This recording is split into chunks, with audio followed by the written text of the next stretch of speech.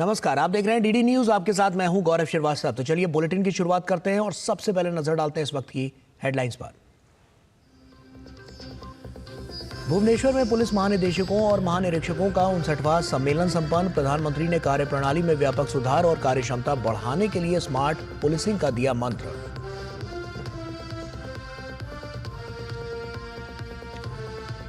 महाराष्ट्र में तेज हुई महायुति सरकार गठन की प्रक्रिया। सतारा से ठाणे पहुंचे शिवसेना प्रमुख एकनाथ शिंदे। कहा, एकजुट है महायुति के सभी घटक। प्रधानमंत्री मोदी अमित शाह का हर फैसला मंजूर। जबरन वसूली मामले में आम आदमी पार्टी विधायक नरेश बालियान को दिल्ली की अदालत ने 2 दिनों की रिमांड में भेजा।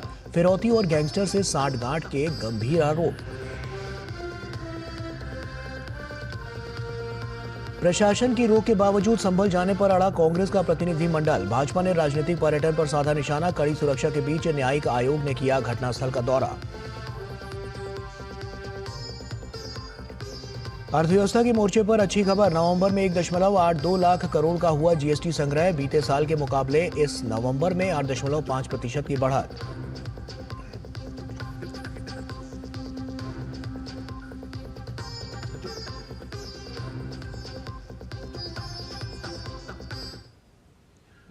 और आइए बुलेटिन की शुरुआत करते हैं। ओडिशा के भुवनेश्वर में देश भर के पुलिस महानिदेशकों और महानिरीक्षकों का 59वां सम्मेलन आज संपन्न हो गया।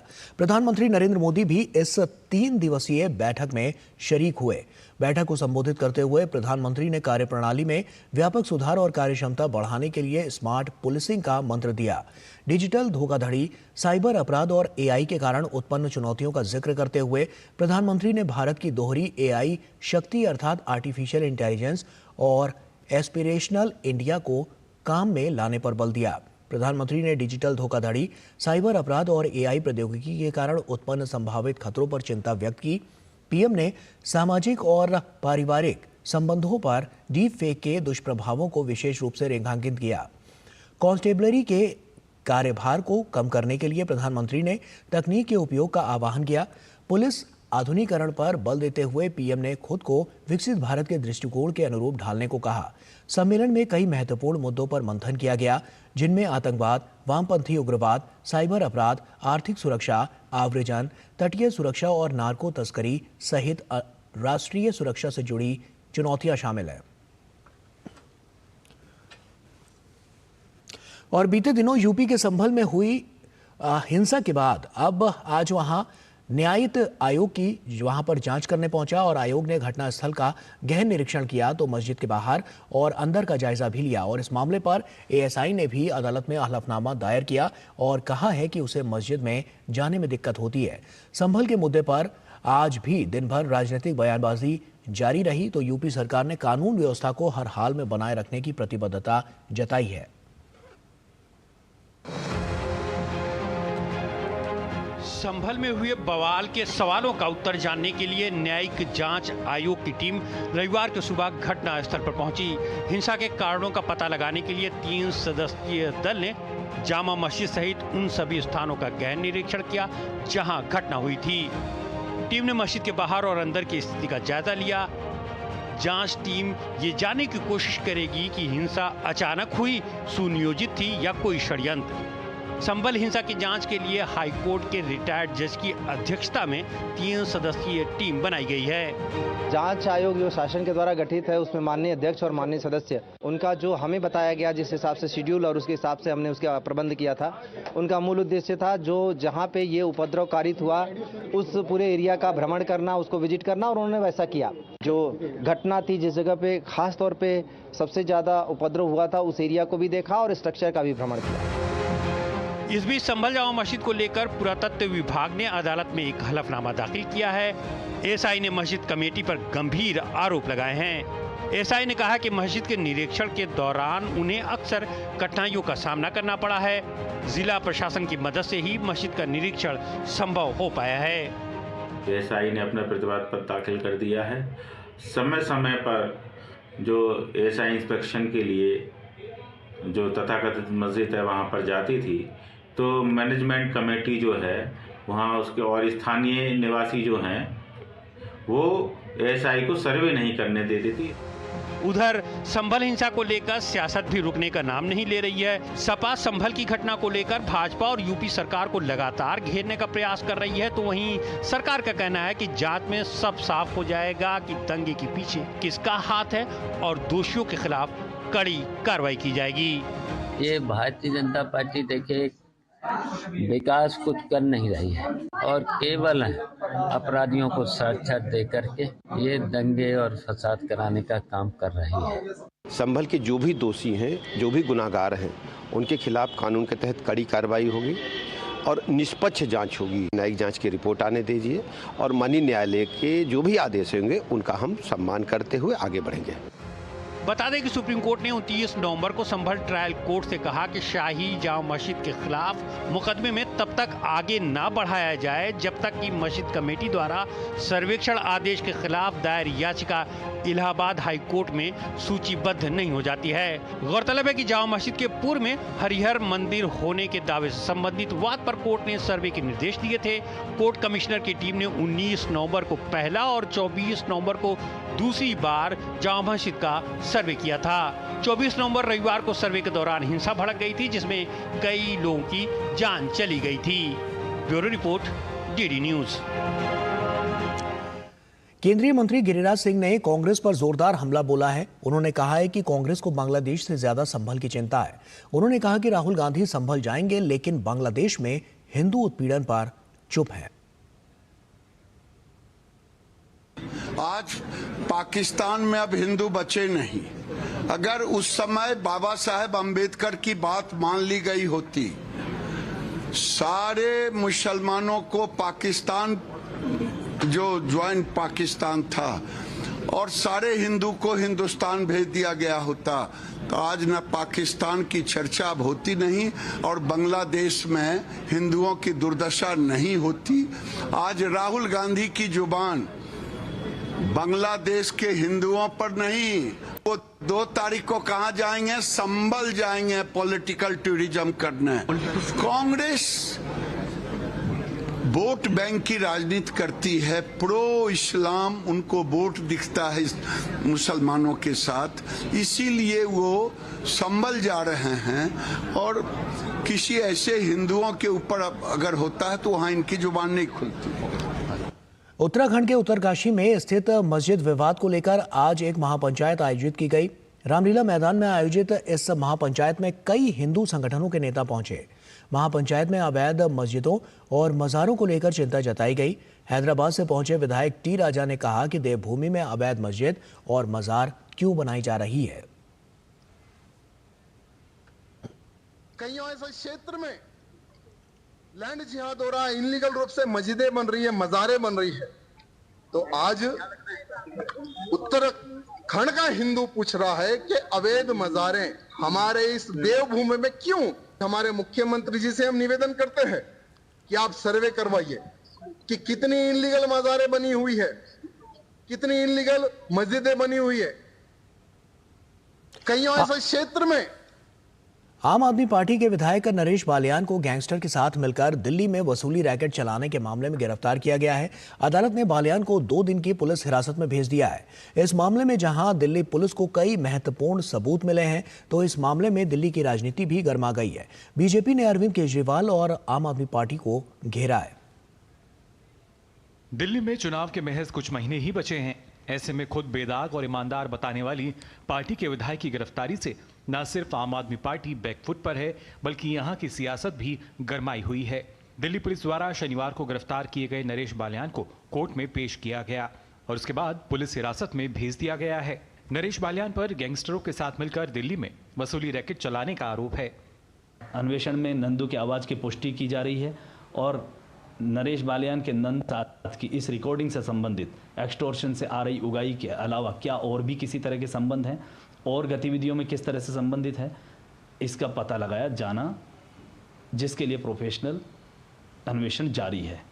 नरेश बालियान की गिरफ्तारी से पहले अरविंद केजरीवाल दिल्ली में गैंगस्टरों की मौजूदगी और उनके द्वारा की जा रही वसूली के लिए केंद्र सरकार पर सवाल खड़े कर रहे थे। लेकिन अब दिल्ली में उनके ही विधायक पर चलाए जा रहे वसूली रैकेट के पर्दाफाश के बाद से अरविंद केजरीवाल बचाव की मुद्रा में नजर आ रहे हैं।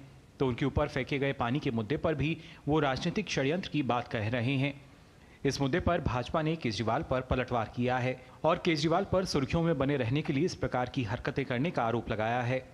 क्या ये वही आम आदमी पार्टी है जो राजनीति बदलने चली थी, खुद बदलती हुई नज़र आ रही है, जिनके अगर जो ऑडियो क्लिप अगर वो उसमें सच्चाई है तो आई थिंक ये बहुत डैमेजिंग है, डिस्टर्बिंग है। लाखों करोड़ों लोगों ने जिन्होंने इस पार्टी को बार बार मौका दिया। अरविंद केजरीवाल नाटक के किंग हैं। इस समय वो जिस प्रकार से दिल्ली की विश्वास खो चुके हैं, वो कोई भी नाटक कर सकते हैं। अभी उन्होंने कल मिनरल वाटर डलवा के एसिड जैसा दिखाने की कोशिश की। मुझे लगता है कि वो सारी साजिशों का हिस्सा है, उनका जांच हो रही है। अगले साल की शुरुआत में होने वाले दिल्ली विधानसभा चुनाव से पहले दिल्ली में राजनीतिक सरगर्मियां तेजी से बढ़ गई हैं। दिल्ली चुनाव से पहले इंडिया अलायंस में एक बार फिर से दरार पड़ गई है। कांग्रेस और आम आदमी पार्टी दोनों ने ही अलग अलग चुनाव लड़ने की बात कही है। देश जनतंत्र है और स्वाधीन देश है, सबको अपनी अपनी यात्रा निकालने का अधिकार है। दिल्ली में कोई गठबंधन नहीं होगा। भाजपा में भी दिल्ली चुनाव से पहले बैठकों का दौर शुरू हो चुका है। बीजेपी ने दिल्ली में संगठनात्मक बैठक कर रणनीति पर चर्चा की तो साथ ही परिवर्तन यात्रा निकालने की घोषणा भी की है। दिसंबर के दूसरे सप्ताह में ये यात्रा प्रारंभ होगी। इस परिवर्तन यात्रा के माध्यम से दिल्ली की जनता अपना मन बताएगी कि हाँ, अब इस सरकार की रवानगी का टाइम आ गया है। दिल्ली विधानसभा चुनाव से पहले जहां इंडिया अलायंस में दरार पड़ गई है तो आम आदमी पार्टी एक बार फिर से अपने ही विधायक की वसूली रैकेट के चलते फंस चुकी है। Bureau report, DD news. Maharashtra में महायुति की सरकार 5 तारीख को बनने जा रही है, लेकिन अभी तक मुख्यमंत्री का नाम तय होना बाकी है। राज्य के कार्यवाहक सीएम एकनाथ शिंदे ने कहा है कि वो प्रधानमंत्री मोदी और अमित शाह द्वारा लिए जाने वाले फैसले के साथ हैं। उन्होंने महाविकास अघाड़ी पर भी निशाना साधा और कहा कि जनता ने उन्हें विपक्ष का नेता बनने लायक भी नहीं छोड़ा है। महाराष्ट्र विधानसभा चुनाव में महायुति की ऐतिहासिक जीत के बाद सरकार गठन की कवायद जारी है। भाजपा की प्रदेश अध्यक्ष ने शपथ ग्रहण की तारीख 5 दिसंबर तो बता दी है, लेकिन अब तक मुख्यमंत्री के नाम का ऐलान नहीं हुआ है। कार्यवाहक मुख्यमंत्री एकनाथ शिंदे ने एक बार फिर साफ किया है कि मुख्यमंत्री पद के लिए पीएम मोदी और अमित शाह जो भी फैसला लेंगे उसका वे पूरा समर्थन करेंगे। उन्होंने कहा कि पहले भी बिना शर्त समर्थन दिया है और हर फैसले का पालन करेंगे। उन्होंने साफ किया कि जनता के हितों को प्राथमिकता देते हुए सरकार आगे भी काम करती रहेगी। जनता को जैसे सरकार चाहिए वैसे सरकार मिलेगा। मैंने बुधवार के दिन पूरी तरह मेरी भूमिका स्पष्ट की हुई है। आदरणीय प्रधानमंत्री जी, आदरणीय गृह मंत्री अमित भाई, भारतीय जनता पक्ष के अध्यक्ष नड्डा जी जो मुख्यमंत्री पद के बारे में तय करेंगे उसको पूरी तरह मैंने मेरा समर्थन दिया है। उसके लिए कोई किंतु परंतु नहीं है। इतना ही नहीं, महाराष्ट्र के विपक्षी गठबंधन दल महाविकास अघाड़ी पर निशाना साधते हुए कार्यवाहक मुख्यमंत्री एकनाथ शिंदे ने कहा कि महाराष्ट्र की जनता ने विपक्ष को विपक्ष के नेता चुनने लायक भी नहीं छोड़ा है। शिंदे ने अपनी सरकार के कामकाज का जिक्र करते हुए कहा कि पिछले 2.5 साल में हमने कई विकास कार्य किए हैं। हमें क्या मिला और इससे ज्यादा हम जनता को क्या देंगे, महाराष्ट्र को क्या देंगे। अभी हमारी जिम्मेदारी बढ़ गई है क्योंकि महाराष्ट्र की जनता ने हमें भर भर के दिया है। अभी हमें उनका विकास करना है। महाराष्ट्र में मुख्यमंत्री पद की रेस से अजीत पवार पहले ही बाहर हो चुके हैं। एकनाथ शिंदे बीजेपी के मुख्यमंत्री को समर्थन देने की बात कह चुके हैं। ऐसे में देवेंद्र फडणवीस के नाम पर मुहर लगने की प्रबल संभावना बन रही है। Bureau report, DD news. चुनाव आयोग ने ईवीएम और गलत जानकारी फैलाने वालों के खिलाफ सख्त हिदायत दी है। इसके साथ ही सैयद शुजा के खिलाफ मुंबई में फिर से एफआईआर दर्ज की गई है। दिल्ली और मुंबई पुलिस इस मामले में सक्रिय रूप से जांच कर रही है। इससे पहले चुनाव आयोग ने सैयद शुजा के खिलाफ एफआईआर दर्ज की थी, जो कथित तौर पर दूसरे देश में छिपा हुआ है। मामले को आगे बढ़ाने के लिए संबंधित अधिकारियों को पत्र लिखा गया। इसके अलावा चुनाव आयोग ने कहा कि झूठे आरोप लगाने वालों और गलत जानकारी फैलाने वालों के खिलाफ कड़े आपराधिक कदम उठाए जाएंगे। इसके साथ ही जो भी ईवीएम के साथ छेड़छाड़ का आरोप लगाने या ऐसे मामलों को सनसनीखेज बनाने की कोशिश करेगा, उसके खिलाफ भी कानून के तहत कदम उठाए जाएंगे। नवंबर माह में 1.82 लाख करोड़ का जीएसटी संग्रह हुआ है। अप्रैल से लेकर अब तक 14.56 लाख करोड़ रुपए जीएसटी संग्रह हुआ। बीते साल के मुकाबले इस साल नवंबर महीने में जीएसटी संग्रह में 8.5% की बढ़त दर्ज की गई है। इस वित्त वर्ष में अब तक जीएसटी कलेक्शन में बीते साल के मुकाबले 9.3% की बढ़ोतरी दर्ज की गई है। इस बीच नवंबर महीने में कुल 19,259 करोड़ रुपए के रिफंड भी जारी किए गए हैं। इस तरह से नवंबर में शुद्ध जीएसटी कलेक्शन 1.63 लाख करोड़ रुपए रहा, जो 11.1% ज्यादा है। बांग्लादेश में हिंदुओं पर हो रहे अत्याचार के मामले रोज सामने आ रहे हैं। बांग्लादेश में इस्कॉन से जुड़े कुछ और संतों को गिरफ्तार किया गया है, तो एक पत्रकार को भी हिरासत में लेकर छोड़ दिया गया। बांग्लादेश में हो रहे अत्याचार के खिलाफ भारत समेत दुनिया भर में इस्कॉन संगठन से जुड़े लोगों ने प्रार्थनाएं, सभाएं की हैं। तो भारत में इस प्रकार के अत्याचारों के खिलाफ भी प्रदर्शन हो रहे हैं। बांग्लादेश में अल्पसंख्यकों, विशेष रूप से हिंदुओं पर हो रहा अत्याचार रुकने का नाम नहीं ले रहा है। उत्पीड़न और अत्याचार के मामले लगातार सामने आ रहे हैं। इसके खिलाफ आवाज उठाने वालों को भी निशाना बनाया जा रहा है। एक हिंदू संगठन से जुड़े चिन्मय प्रभु की गिरफ्तारी के बाद से हालात लगातार खराब होते जा रहे हैं। इस बीच इस्कॉन मंदिर से जुड़े 2 और लोगों को गिरफ्तार किए जाने की बात सामने आई है। अभी तक बांग्लादेश में 4 ब्रह्मचारियों को गिरफ्तार किया गया है। हमारे एक इस्कॉन सेंटर में भी एक कल तोड़फोड़ हुई, तो ये दूसरी घटना है। एक शिवचर में मंदिर को तो बंद करा दिया था। वहीं शनिवार को एक महिला पत्रकार को भीड़ ने घेर लिया। भीड़ ने उनके साथ बदसलूकी की और उन पर भारत का समर्थक होने का आरोप लगाया। पुलिस ने पत्रकार को हिरासत में लेकर उनके खिलाफ मामला दर्ज कर लिया है। हालांकि बाद में उन्हें शर्तों के साथ रिहा कर दिया गया। इधर त्रिपुरा के परिवहन मंत्री सुशांत चौधरी ने आरोप लगाया कि अगरतला से कोलकाता जा रही एक बस पर बांग्लादेश में हमला किया गया है। यह घटना बांग्लादेश के ब्रह्मबारिया जिले के विश्व रोड पर घटी। बस जब जा रही थी तो एक ऑटो वहां पर आ गया, तो उसके थोड़ा सा उसमें एक्सीडेंट हो गया। तो उसको लेके मेरे ख्याल से जो मेरे पास इंफॉर्मेशन है, जो वहां पर बातचीत के बाद कोई मॉनिटरी उनको बेनिफिट देना था वो ऑटो वाले को, वो देने के बाद वो वहाँ पर कोई समस्या नहीं हुआ। उसके बाद वो ढाका में पहुँच गया, इतना खबर मेरा पास है। बांग्लादेश में हिंदुओं पर हो रहे अत्याचार और उनकी सुरक्षा के लिए दुनिया भर के इस्कॉन मंदिरों में रविवार को विशेष प्रार्थना आयोजित की गई। We are deeply concerned about the situation of our devotees and other minorities in Bangladesh, and we request the world governments to come up and to discuss the matter with the Bangladeshi government so that the things can be settled out peacefully. Bharat ने बांग्लादेश में अल्पसंख्यकों पर बढ़ती हिंसा और बेतुके बयानबाजी पर चिंता जताई है। बांग्लादेश की अंतरिम सरकार से अल्पसंख्यकों की सुरक्षा के लिए ठोस कदम उठाने की अपील की है। जो वहाँ के कार्यकारी प्रधानमंत्री हैं, वो कट्टरपंथियों की गिरफ्त में आ गए और जिस ढंग का हिंदुओं पे प्रहार हो रहा है, ये मानवता के खिलाफ है। संयुक्त राष्ट्र संघ को इस पर हस्तक्षेप करना चाहिए। पिछले दिनों बांग्लादेश के सनातनी जागरण जोश संगठन के प्रवक्ता और पुंडरीक धाम के प्रमुख चिन्मय कृष्णदास को राजद्रोह के आरोप में गिरफ्तार किया गया था, जिसे लेकर बांग्लादेश की मोहम्मद यूनुस सरकार की खूब आलोचना हुई। हालांकि गिरफ्तारी के बाद बांग्लादेश की इस्कॉन ने चिन्मय कृष्णदास प्रभु से दूरी बना ली है। बांग्लादेश में इस्कॉन पर प्रतिबंध लगाने की भी मांग उठी थी, लेकिन वहां के उच्च न्यायालय ने इससे इनकार कर दिया। Bureau report, DD news.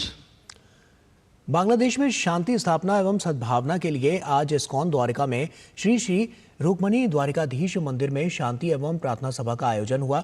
गौरतलब है कि स्वामी प्रभुपाद द्वारा स्थापित 70 के दशक में स्थापित अंतर्राष्ट्रीय कृष्ण भावनामृत संघ के द्वारा भी आज पूरे विश्व में इस्कॉन के 1000 मंदिरों के द्वारा शांति एवं प्रार्थना सभा का आयोजन किया गया।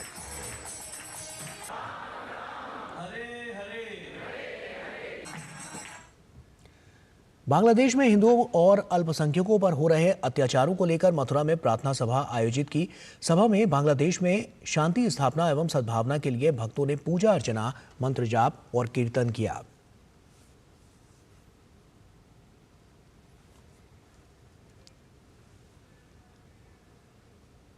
पश्चिम बंगाल स्थित सिलीगुड़ी के श्री श्री राधा माधव सुंदर मंदिर इस्कॉन मंदिर में भक्तों ने बांग्लादेश में हो रहे हिंसा के खिलाफ प्रदर्शन किया। साथ ही उन्होंने बांग्लादेश में अल्पसंख्यक हिंदुओं की सुरक्षा के लिए प्रार्थना भी की। पड़ोसी देश बांग्लादेश से लगातार अल्पसंख्यक हिंदुओं के खिलाफ अत्याचार के बाद पूरे देश में जगह जगह विरोध प्रदर्शन और अल्पसंख्यकों की सुरक्षा के लिए प्रार्थना की जा रही है।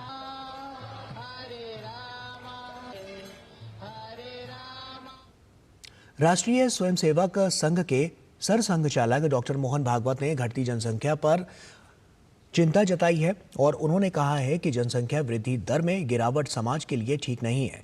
आधुनिक जनसंख्या विज्ञान का हवाला देते हुए उन्होंने कहा कि जब किसी समाज की प्रजनन दर 2.1 से नीचे चली जाती है तो वो समाज धरती से लुप्त हो जाता है। सरसंघ चालक ने कहा कि जनसंख्या वृद्धि दर को सही बनाए रखना देश के भविष्य के लिए जरूरी है। नागपुर में कथाले कुल सम्मेलन में बोलते हुए भागवत ने सामाजिक संरचना की आधारशिला के रूप में जनसंख्या के महत्व को रेखांकित किया।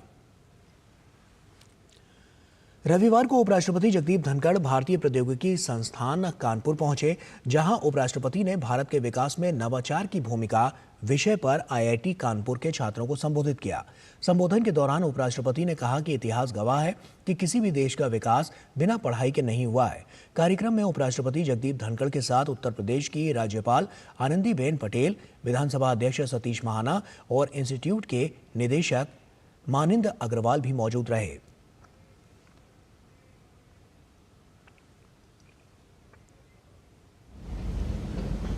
You are very special to this country. You will have many options before you, but then you have to work very hard because you have to change. Historical evidence is before us that no nation has achieved greatness without leading technological revolutions. For vaccines to become a reality, India must similarly pioneer technological advancements. केंद्रीय मंत्री और Telangana BJP अध्यक्ष जी किशन रेड्डी ने हैदराबाद में कांग्रेस पर निशाना साधा है। तेलंगाना बीजेपी अध्यक्ष ने कहा है कि कांग्रेस पार्टी जिन वादों के नाम पर सत्ता में आई है वो पूरे नहीं किए गए हैं। कांग्रेस पार्टी जो दिसंबर 7 को जो गारंटीज के नाम पर अलग अलग तेलंगाना जनता को वादा करते हुए जो सत्ता में आए हैं, इसका 1 साल और 2-3 दिन में होने वाला है। कांग्रेस पार्टी सरकार आकर 1 साल के अंदर जो वादा किया 100 दिन के अंदर 6 गारंटीज पूरा करेंगे, ऐसा वादा किया है। इसमें कोई भी वादा पूरा नहीं किया है। 90% जो वादा किया अभी शुरू भी नहीं किया है। तेलंगाना भारतीय जनता पार्टी 1 साल पूरा होने के संबंध में हम जो वादा किया है, जो नहीं किया है, इसका चार्जशीट तेलंगाना जनता की तरफ से हम आज पेश किया है। राजस्थान में धर्मांतरण विरोधी बिल को कैबिनेट की मंजूरी मिलने पर केंद्रीय संस्कृति एवं पर्यटन मंत्री गजेंद्र सिंह शेखावत ने स्वागत किया है। केंद्रीय मंत्री ने कहा है कि किसी का भी जबरन धर्मांतरण नहीं होना चाहिए। धर्मांतरण पर रोक लगाने के लिए निश्चित रूप से ऐसा कानून होना ही चाहिए। कोई भी न हो, किसी का भी धर्मांतरण न हो, निश्चित रूप से होना ही चाहिए, आवश्यक भी है। और इस तरह का कानून राजस्थान की सरकार लेकर के आ रही है, तो मैं उसका स्वागत करता हूं। मध्य प्रदेश के इंदौर में विश्व एड्स दिवस पर देवी अहिल्या विश्वविद्यालय सभागृह में आयोजित कार्यक्रम में भाजपा के राष्ट्रीय अध्यक्ष व केंद्रीय स्वास्थ्य व परिवार कल्याण मंत्री जगत प्रकाश नड्डा शामिल हुए। कार्यक्रम में मध्य प्रदेश के मुख्यमंत्री मोहन यादव, उप मुख्यमंत्री जगदीश देवड़ा सहित अन्य जनप्रतिनिधि भी मौजूद रहे। विश्व एड्स दिवस के दिन एड्स के प्रति जागरूकता फैलाने के लिए थीम सॉन्ग को भी रिलीज किया गया। इसके पहले केंद्रीय मंत्री ने एड्स जागरूकता को लेकर प्रदर्शनी का भी शुभारंभ और अवलोकन किया और इस दौरान केंद्रीय स्वास्थ्य मंत्री ने प्रदर्शनी में एड्स जागरूकता को लेकर काम कर रहे प्रतिनिधियों से संवाद भी किया। इस दौरान जेपी नड्डा ने एड्स बीमारी से लड़कर जंग जीतने वाले अलग अलग राज्यों से आए लोगों का भी सम्मान किया।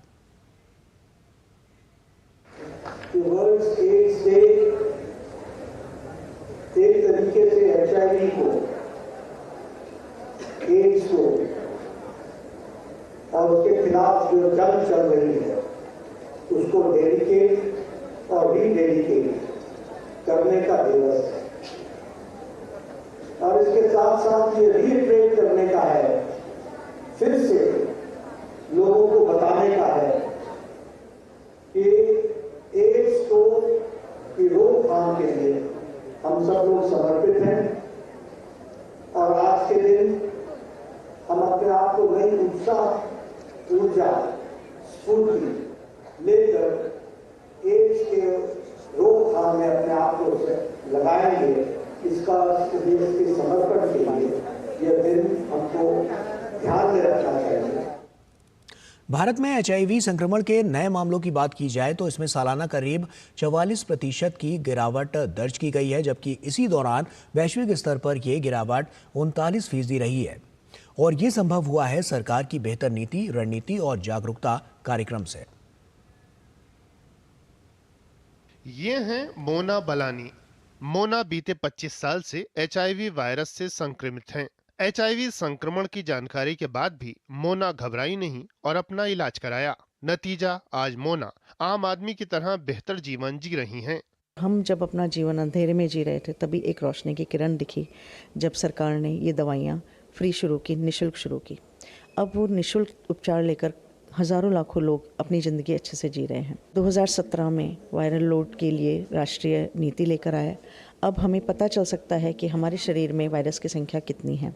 मोना अकेली नहीं है, उनके जैसे लाखों लोग HIV का इलाज कराकर सरकार की ओर से मिल रही मुफ्त इलाज की सुविधाओं का लाभ उठा रहे हैं। आई थिंक ये राइट्स पाथ लेने के लिए हम शुक्रिया अदा करना चाहते हैं नैको का कि उन्होंने हमारे अधिकारों के लिए बहुत काम कर रहे हैं ताकि हमारे अधिकार हम लोग ले पाएँ, चाहे वो सामान्य से जीने का अधिकार है या फिर हमारे को स्वास्थ्य का अधिकार है। आज उसी की वजह से हम लोग जो है सिर्फ ART ही नहीं, और भी अगर कोई दिक्कत होती है तो हमारे को जो है आराम से हमारा इलाज होता है और जिससे हमारे को बाधा नहीं होती है। भारत सरकार का एक 1097 हेल्पलाइन है। उसके अलावा नैको ने, नेशनल एड कंट्रोल ऑर्गेनाइजेशन ने अपना ऐप बनाया है। वो सारा बहुत अच्छी जानकारी वहाँ पे मिलती है, जहाँ पे आप सिर्फ HIV के बारे में नहीं, उसके साथ STIs के बारे में भी जान सकते हैं। जानकार रहे, स्वस्थ रहे। केंद्र सरकार की बेहतर नीति, रणनीति और जागरूकता कार्यक्रम का ही नतीजा है कि बीते एक दशक में देश में HIV संक्रमण के नए मामलों में सालाना करीब 44% की गिरावट दर्ज की गई है, जबकि इसी दौरान वैश्विक स्तर पर यह गिरावट 39% ही रही है। बावजूद इसके किशोरों में HIV संक्रमण के मामले एक बड़ी चुनौती के रूप में सामने आ रहे हैं। 95% HIV संक्रमित लोगों को अपना HIV स्टेटस मालूम हो, उनमें से 95% लोग दवा ले रहे हों और उनमें से 95% की बीमारी पूरी तरह से कंट्रोल में हो। इन तीनों पैरामीटर्स पर जो एडोलेसेंट्स हैं वो एडल्ट से पीछे हैं। उनको एक सही प्रकार की केयर देना हमारी जिम्मेदारी है। देश में अभी 25 लाख से अधिक लोग HIV संक्रमित हैं। साल 2023 में 68,000 से ज्यादा नए संक्रमण के मामले दर्ज हुए।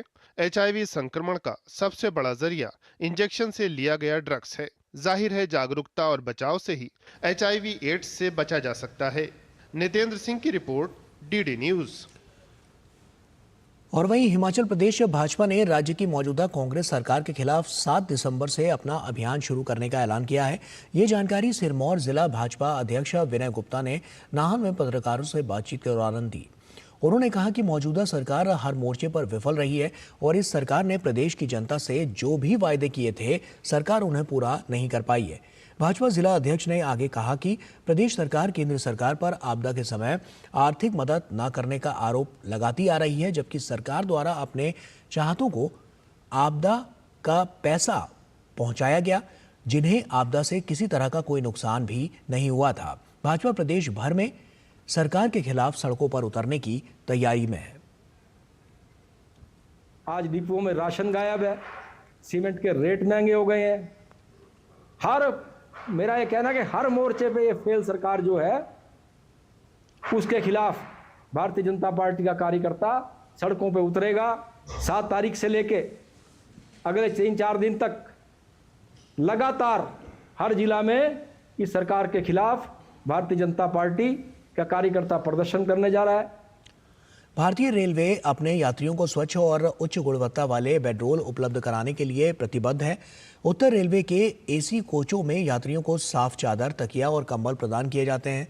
पहले कंबलों की धुलाई 3 महीने में एक बार ही होती थी, जिसे अब 15 दिनों में किया जा रहा है। रोजाना 1 लाख से अधिक बेडरोल की मैकेनाइज्ड धुलाई की जाती है और हर चादर और तकिया कवर को उपयोग के बाद धोकर और प्रेस करके पुनः इस्तेमाल के लिए तैयार किया जाता है। इसे लेकर डीडी न्यूज संवाददाता तापस भट्टाचार्य ने उत्तरी रेलवे के मुख्य जनसंपर्क अधिकारी हिमांशु शेखर उपाध्याय से खास बातचीत की।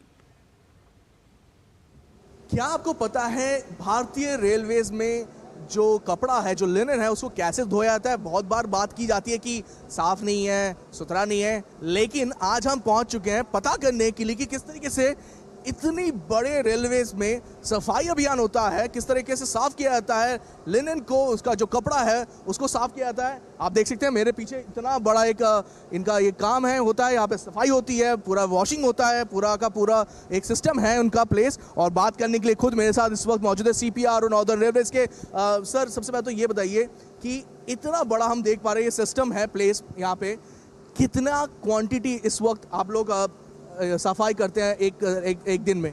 देखिए, उत्तर रेलवे द्वारा प्रतिदिन 1 लाख से ज़्यादा लिनन सेट साफ किए जाते हैं। तो आनंद विहार टर्मिनल स्टेशन पर हम प्रतिदिन 17,500 लिनन सेट्स प्रोवाइड करते हैं ट्रेन में।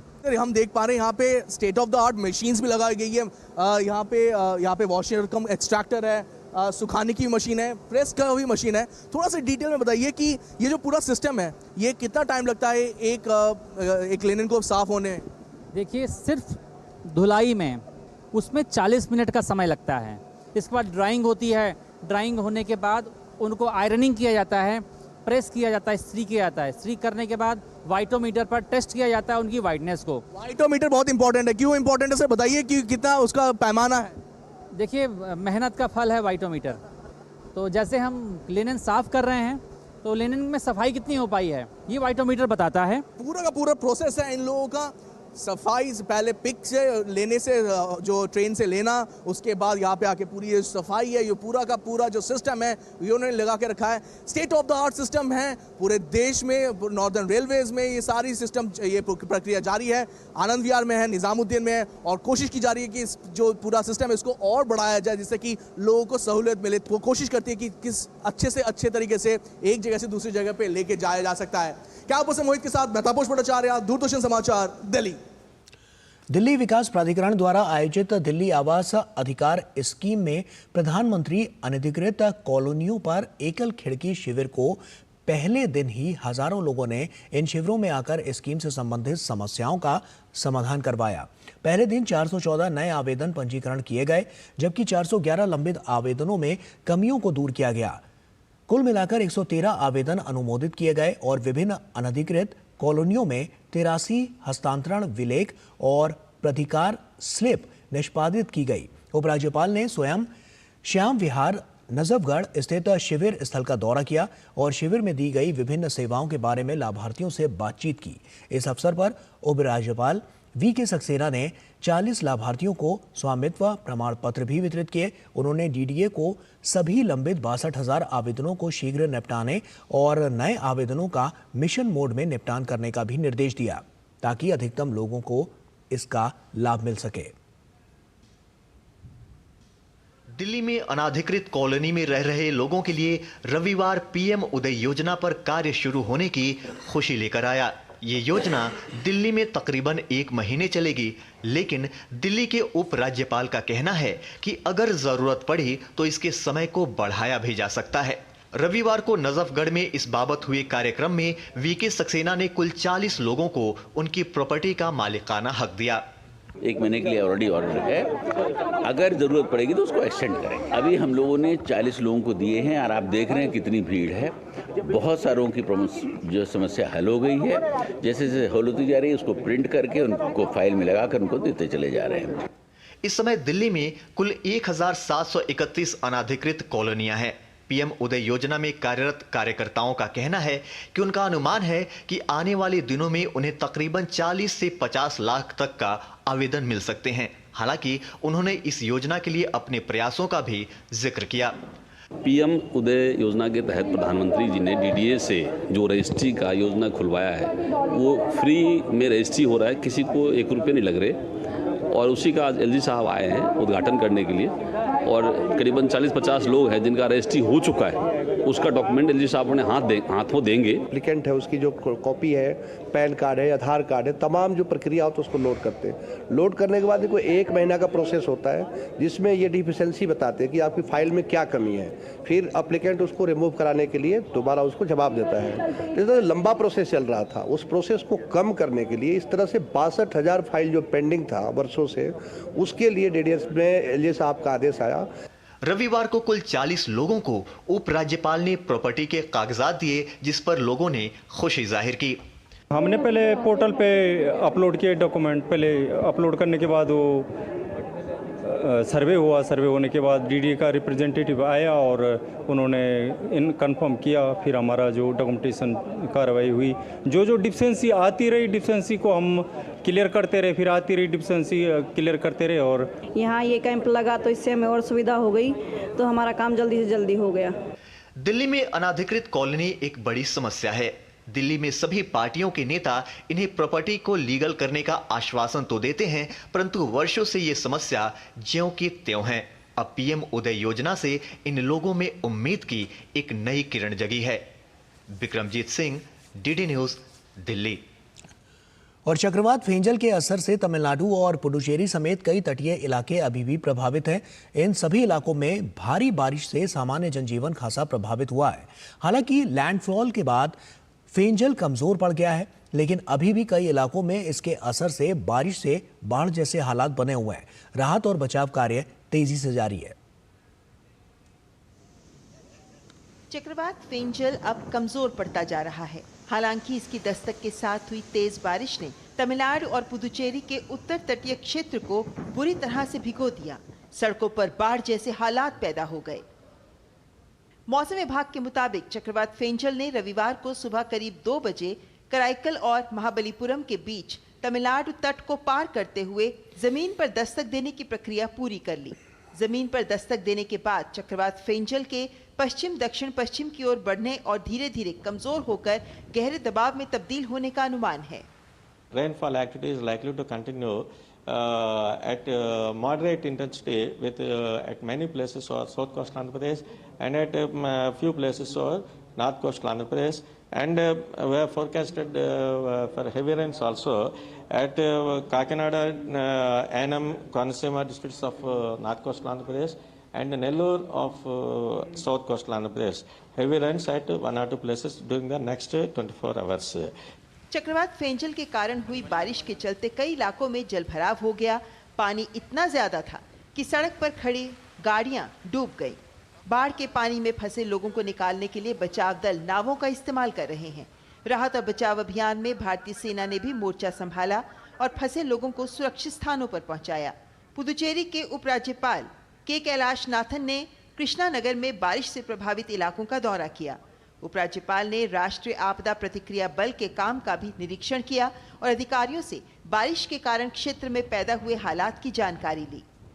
तमिलनाडु के तटीय जिलों में भारी बारिश और तेज हवाएं चलने के कारण कई निचले इलाकों में बाढ़ जैसी स्थिति पैदा हो गई और चेन्नई एयरपोर्ट से उड़ानें रद्द कर दी गईं और ईएमयू ट्रेन सेवाएं भी बाधित रहीं।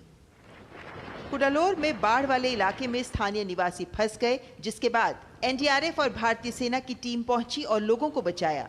तमिलनाडु के मुख्यमंत्री एम.के. स्टालिन ने चक्रवात फेंजल के आने के बाद कोलाथुर विधानसभा क्षेत्र के कई इलाकों का निरीक्षण किया। चेन्नई के टी नगर इलाके में मेडली सबवे जलभराव के कारण बंद कर दिया गया। ग्रेटर चेन्नई कॉरपोरेशन के कर्मचारी और चेन्नई मेट्रो जल विभाग के कर्मचारी सबवे से पानी साफ करने में जुटे रहे। इधर आंध्र प्रदेश में भी चक्रवात फेंजल का असर देखने को मिला। विशाखापट्टनम में भी समुद्री तट पर ऊंची लहरें और तेज हवाएं देखी गई। Bureau report, DD news.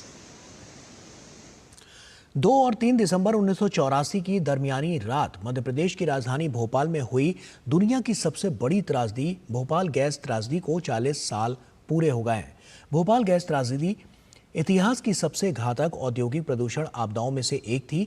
इसी वजह से 2 दिसंबर को राष्ट्रीय प्रदूषण नियंत्रण दिवस मनाया जाता है। देखिए डीडी न्यूज की ये खास रिपोर्ट। बच्चों को देखकर आप अंदाजा लगा सकते हैं कि 2 और 3 दिसंबर 1984 के बीच की रात भोपाल स्थित यूनियन कार्बाइड नामक कंपनी के कारखाने से निकली जहरीली गैस कितनी भयावह रही होगी। ये भोपाल गैस पीड़ितों की तीसरी और चौथी पीढ़ी है। 2006 में सरकार द्वारा दाखिल एक शपथ पत्र में माना गया था कि रिसाव में करीब 5 लाख से ज्यादा लोग सीधे तौर पर प्रभावित हुए और आंशिक तौर पर प्रभावित होने वालों की संख्या लगभग 40,000 थी। इतना भयावह मंजर था कि रोड पे लाशें पड़ी हुई थी, मवेशी पड़े हुए थे। हमीदिया हॉस्पिटल में 184 लाशें 1 मिनट में आ गई थी, जो किसी को पता नहीं पड़ा कि साहब कि रात को 12:40 पे 144 डेड बॉडी आ जाएं। आप सोचिए क्या स्थिति होगी। कम से कम 2000 मरीज आ जाएं तो डॉक्टर मतलब इस तरह से घबरा गए थे, वो दहशत से भर गए थे, हम करें क्या। ये गैस पीड़ितों की अब तीसरी पीढ़ी है जो इस दंश को झेल रही है और पुरानी पीढ़ी में तो गंभीर बीमारियां, किडनी है और तमाम तरह की गंभीर बीमारियां हो ही रही हैं, पर इसके अलावा जो आज की जो तीसरी पीढ़ी है अब उनमें भी उस तरह के लक्षण जो है आने शुरू हो गए हैं। शारीरिक मानसिक विकलांगता दिखाई दे रही है। वहीं मोदी सरकार के प्रयासों के तहत भोपाल गैस पीड़ितों और उनके बच्चों को ध्यान में रखते हुए आयुष्मान योजना से जोड़ा जा चुका है। बड़ी संख्या में गैस पीड़ितों के आयुष्मान कार्ड भी बन चुके हैं। जो रह गए हैं उनकी आयुष्मान कार्ड बनाने का काम भी जारी है। पहले गैस पीड़ितों को मुफ्त इलाज के लिए भोपाल के गैस राहत अस्पतालों पर ही निर्भर रहना होता था, लेकिन अब वे आयुष्मान योजना के जरिए देश के किसी भी कोने में 5 लाख रुपए तक का फ्री इलाज करवा सकते हैं। जो गैस पीड़ितों के लिए आयुष्मान कार्ड जो बने हैं, अब उससे ये होगा कि आदमी कहीं प्राइवेट में जहाँ भी उसकी मर्जी आएगी वो इलाज करा लेगा, उससे ये फ़ायदा है। और जो 5 लाख तक का इन्होंने कहा है कि हम 5 लाख तक का इलाज फ्री रखेंगे, तो आदमी कहीं भी किसी भी बड़े हॉस्पिटल में या उसकी मर्जी के एतबार से जहाँ उसको कराना हो इलाज अपना इलाज करा। फ़ायदा ये है कि भाई मतलब ये कहीं भी आप इलाज करा सकते हो किसी भी बड़े हॉस्पिटल में, अगर आपके पास पैसा नहीं है तो वो तो गरीब को मतलब एक सहायता मिली आयुष्मान की, हो तो कोई दिक्कत ही नहीं है उसमें। हादसे के दौरान भोपाल के वातावरण में जहरीली गैसी बादल के प्रभाव की संभावनाएं आज भी चर्चा का विषय बनी हुई हैं। मिथाइल आइसोसाइनेट के उपरांत गैस के बादल में phosgene, hydrogen cyanide, carbon monoxide, hydrogen chloride आदि के अवशेष पाए गए थे। भोपाल में हुई ये गैस त्रासदी इतिहास की सबसे घातक औद्योगिक प्रदूषण आपदाओं में से एक थी। इसमें जान गंवाने वाले लोगों की याद में ही 2 दिसंबर को राष्ट्रीय प्रदूषण नियंत्रण दिवस मनाया जाता है। डीडी न्यूज के लिए भोपाल से आदित्य श्रीवास्तव की रिपोर्ट। और महाकुंभ से पहले प्रधानमंत्री नरेंद्र मोदी के प्रयागराज आगमन की तैयारियां तेजी से चल रही हैं। 13 दिसंबर को प्रधानमंत्री नरेंद्र मोदी के आगमन को देखते हुए महाकुंभ की तैयारियों को पूरा करने के लिए युद्ध स्तर पर काम किया जा रहा है। पीडब्ल्यूडी ने भी अपनी रफ्तार बढ़ा दी है और पांटून पुलों के साथ सड़कों के रेनोवेशन का काम भी तेजी उसमें देखने को मिल रही है। अब तक पीडब्ल्यूडी की ओर से 27 रोड्स का रिन्यूअल किया जा चुका है और इसी तरह 17 रोड्स के सौंदर्यीकरण का कार्य भी 5 दिसंबर तक पूरा होने की संभावना है। बता दें कि पीडब्ल्यूडी के पास कुल 89 परियोजनाएं हैं, जिसमें से करीब 60 परियोजनाएं पूर्ण हो चुकी हैं, जबकि शेष 10 दिसंबर तक पूर्ण किए जाने का लक्ष्य है।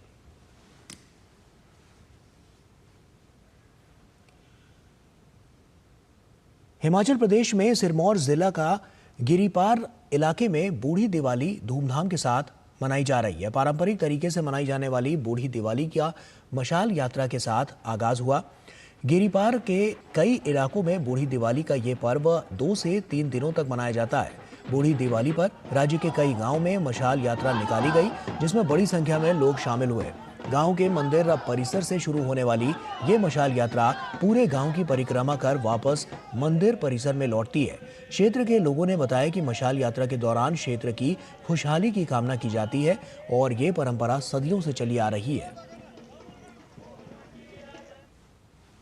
जो ये बूढ़ी दिवाली है, ये दिवाली के 1 महीने बाद जो है मनाई जाती है। अमावस्या की रात को सुबह देवताओं के आशीर्वाद लेके ही मशाल यात्रा शुरू की जाती है और मशाल यात्रा कोई आधा किलोमीटर दूर जाके दिवाली का शुभारंभ होता है। दूसरे दिन पड़वी के दिन ब्योरी रासे का नृत्य होता है और जुंदवी के दिन जो है बूढ़ी दिवाली का समापन होता है। समापन भी जो बूढ़ी दिवाली का है वो देवताओं के आशीर्वाद के ही किया जाता है। और शिमला के रिज मैदान में 10 दिवसीय हिम इरा सरस मेले और फूड फेस्टिवल का आगाज हो गया। राज्य ग्रामीण आजीविका मिशन के तहत स्वयं सहायता समूहों की महिलाओं द्वारा प्रदेश के पारंपरिक व्यंजनों और उत्पादों के स्टॉल लगाए गए हैं, जिसका शुभारंभ हिमाचल प्रदेश अनिरुद्ध सिंह ने किया। इस मौके पर अनिरुद्ध सिंह ने कहा कि मेले में ग्रामीण क्षेत्रों के उत्पाद और हिमाचली व्यंजनों को शामिल किया है, जिससे पर्यटकों को हिमाचली संस्कृति की भी जानकारी मिलती है। इसका उद्देश्य जो है सेल्फ हेल्प ग्रुप की महिलाएं जो हैं उनके लाइवलीहुड बढ़ाने के लिए करा जाता है और फंडिंग जो है इनके रहने से लेकर खाना बनाने से लेकर यूटेंसिल से लेकर सब कुछ वो गवर्नमेंट ऑफ हिमाचल प्रदेश करती है। इसमें साथ में फूड फेस्टिवल भी लगाया गया है। This is the third food festival we are doing here. Himachal Pradesh के कुल्लू में अब तक नवंबर माह में सबसे कम बारिश और बर्फबारी रिकॉर्ड की गई है। पर्यावरण में आए इस बदलाव के कारण कई पर्यटक बिना बर्फबारी देखे ही मायूस लौट रहे हैं। इसका प्रभाव कुल्लू के पर्यटन उद्योग पर भी दिखाई पड़ रहा है। कुल्लू मनाली में इन दिनों बाहरी राज्यों से पर्यटक पहुंच रहे हैं, लेकिन बर्फबारी न होने के चलते उन्हें वापस लौटना पड़ रहा है। नवंबर जो हमारा है वो काफ़ी ड्राई गया है और उस वजह से जो है हमारा टूरिस्ट इनफ्लो जो है वो इतना पिकअप नहीं कर रहा है। आने वाले समय में जो है जल्दी हमें स्नोफॉल जो है देखने को मिलेगा और आई एम श्योर कि जो ये टूरिस्ट है उसका इनफ्लो भी बहुत जल्दी पिकअप करेगा। और वहीं निजी होटल के मैनेजर काविश शर्मा ने कहा है कि कुल्लू जिले में पिछले 2-3 वर्षों से अक्टूबर नवंबर में बर्फबारी नहीं हो रही है और जिसका असर कारोबार पर पड़ रहा है। हमारे यहाँ कुल्लू मनाली आते हैं तो वो कहीं ना कहीं बर्फ देखने ही आते हैं, जबकि इस साल भी हम देख पा रहे हैं कि बर्फ अभी तक नहीं पड़ी है और ये भी अब नवंबर मंथ आपका खत्म ही हो चुका है और दिसंबर में भी अभी ऐसे ही आसार लगे तो कहीं ना कहीं जो भी इंडस्ट्री से टूरिज्म इंडस्ट्री से जुड़े हुए लोग हैं उनको नुकसान काफी होगा। बर्फबारी नहीं हुई है यहाँ पर, इस कारण से जो है पर्यटक कम संख्या में जो है कुल्लू मनाली की ओर आए हैं। पर्यटकों की संख्या कम होने से जो है मतलब पर्यटक कारोबार पर जो है काफी कमी आई है। और आइए देश की कुछ और महत्वपूर्ण खबरों पर नजर डालते हैं फटाफट अंदाज में। प्रधानमंत्री नरेंद्र मोदी ने नागालैंड दिवस के मौके पर राज्य के सभी लोगों को बधाई दी। पीएम ने अपने संदेश में कहा कि नागा संस्कृति अपनी कर्तव्य भावना और करुणा के लिए जानी जाती है। स्वतंत्रता सेनानी राजा महेंद्र प्रताप सिंह की 138वीं जयंती के मौके पर दिल्ली में एक कार्यक्रम का आयोजन किया गया। उपराष्ट्रपति जगदीप धनखड़ इस कार्यक्रम में शामिल हुए। इस दौरान उपराष्ट्रपति ने महेंद्र प्रताप सिंह के जीवन पर आधारित किताब द लास्ट किंग का विमोचन भी किया। पुणे में भारतीय सेना और कंबोडियाई सेना के बीच टेबल टॉप अभ्यास सिनबाक्स की शुरुआत हो गई है। अभ्यास का पहला संस्करण 8 दिसंबर तक चलेगा। इसमें दोनों देशों के 20-20 सैनिक शामिल होंगे। गोरखपुर में मुख्यमंत्री सामूहिक विवाह योजना के तहत गरीब बेटियों का विवाह करवाया गया। सामूहिक विवाह समारोह में शामिल होकर सीएम योगी आदित्यनाथ ने 9 दंपतियों को आशीर्वाद दिया। लोकसभा अध्यक्ष ओम बिरला ने चेन्नई में Vels Institute of Science Technology and Advanced Studies के 15वें दीक्षांत समारोह में शामिल हुए। कार्यक्रम के दौरान ओम बिरला ने कहा कि भारत निरंतर विकास और तकनीकी क्षमता के साथ अब अवसरों की धरती बन चुका है। तमिलनाडु के युवा अपने ज्ञान और कौशल के साथ दुनिया में विभिन्न क्षेत्रों में उत्कृष्ट प्रदर्शन कर रहे हैं।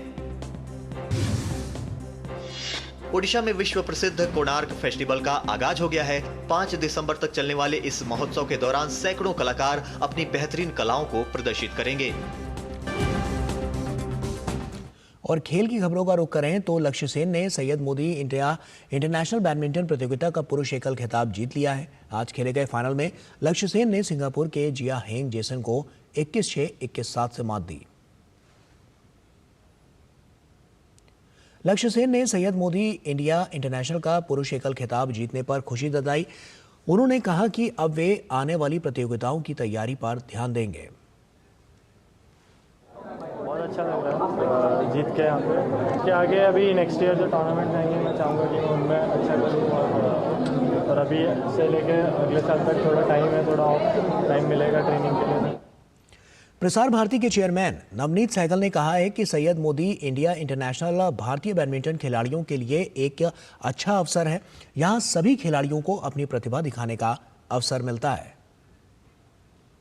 बैडमिंटन को बढ़ावा देने के लिए और बैडमिंटन की जो हमारी प्रतिभाएं हैं इस खेल की, उनको आगे लाने के लिए, उनको विदेशी और देशी जो अच्छे हमारे खिलाड़ी हैं उनके साथ खेलता देखने के लिए ये टूर्नामेंट हर साल बहुत एक अच्छा अवसर है। हमारे यहाँ बहुत अच्छे प्लेयर हैं, बहुत अच्छे खिलाड़ी हैं बैडमिंटन के। माननीय मुख्यमंत्री उत्तर प्रदेश योगी आदित्यनाथ जी ने भी बैडमिंटन खेल को अडॉप्ट किया हुआ स्टेट की तरफ से, तो ऐसे में बहुत प्रोत्साहन मिल रहा है। खेलों को तो प्रोत्साहन मिल ही रहा है, बैडमिंटन को और बहुत प्रोत्साहन मिल रहा है। और इस क्षेत्र में हमारे जितने बच्चे हैं जो कि बैडमिंटन में रुचि रखते हैं, अच्छा खेलते हैं, उनको हम विभिन्न अवसरों पर टूर्नामेंट करा के मौका देते रहते हैं। पीवी सिंधु ने Syed Modi India international badminton प्रतियोगिता का महिला एकल खिताब जीत लिया है। आज खेले गए फाइनल में सिंधु ने चीन की वो लियो यू को 21-14, 21-16 से मात दी।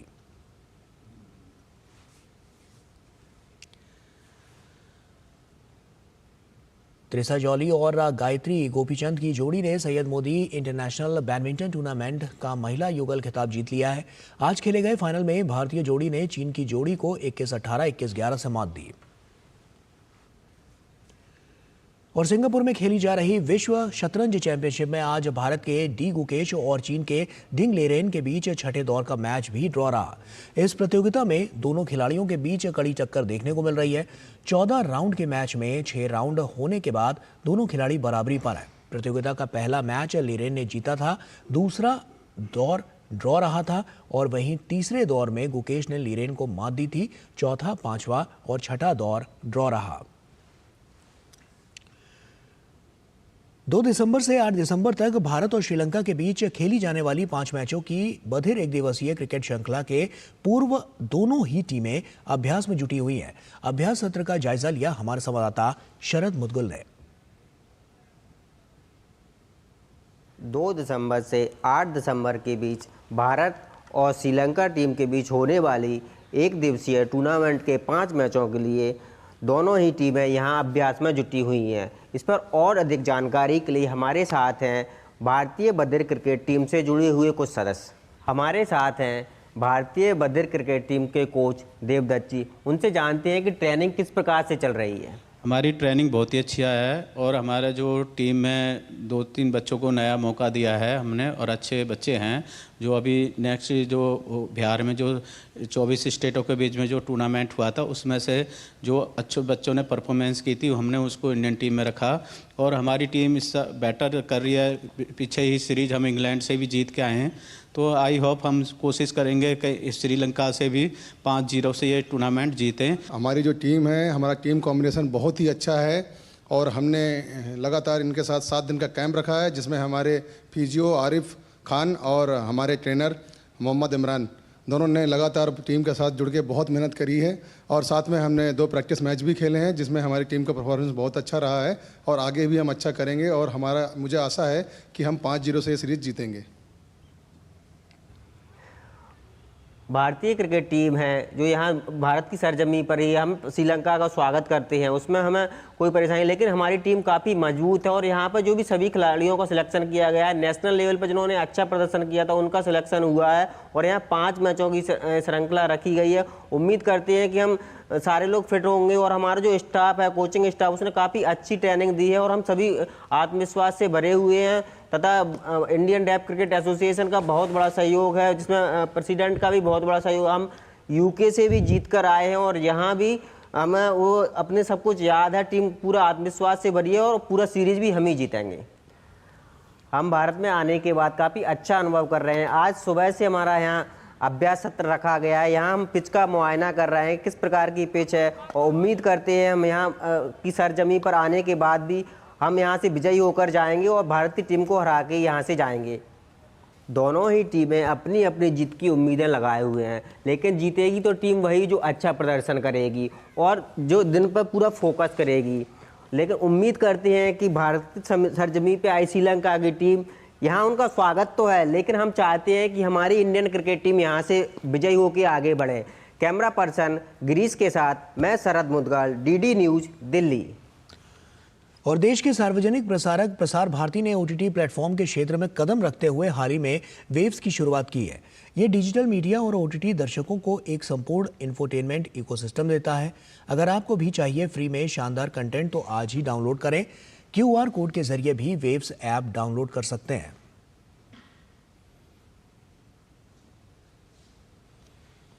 और इसी के साथ फिलहाल इस बुलेटिन में इतना ही। दीजिए इजाजत। नमस्कार।